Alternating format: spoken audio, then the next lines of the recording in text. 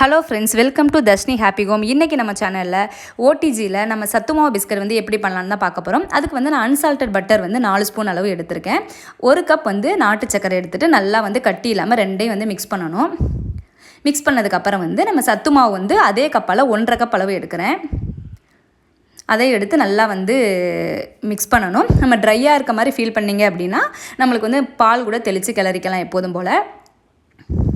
அதுக்கப்புறம் 1 பிஞ்ச் அளவு வந்து பேக்கிங் பவுடர், 1 பிஞ்ச் அளவு பேக்கிங் சோடா, கொஞ்சமாக உப்பு, ஏலக்காய் வந்து தட்டி போட்டுட்டு கொஞ்சமாக பால் வந்து தெளித்து மாவு மாதிரி நல்லா பெசரி ரவுண்ட் ஷேப்பில் வந்து கையில் வந்து நெய் வந்து தடவிட்டு இந்த மாதிரி தட்டிட்டு நம்ம அவனை வந்து 180 டிகிரியில் வந்து 10 மினிட்ஸ் வந்து ப்ரீஹீட் பண்ணிவிட்டு அதே 180 டிகிரியில் வந்து 15 to 20 மினிட்ஸ் வந்து இந்த பிஸ்கட் எல்லாத்தையுமே வந்து நம்ம பேக் பண்ணி எடுக்க வேண்டியதாக. ரொம்ப சூப்பராக ரெடி ஆகிடுச்சுங்க. பாருங்கள் எப்படி ரெடியாக இருக்குன்னு. குழந்தைங்களுக்கு கண்டிப்பாக ட்ரை பண்ணி பாருங்கள்.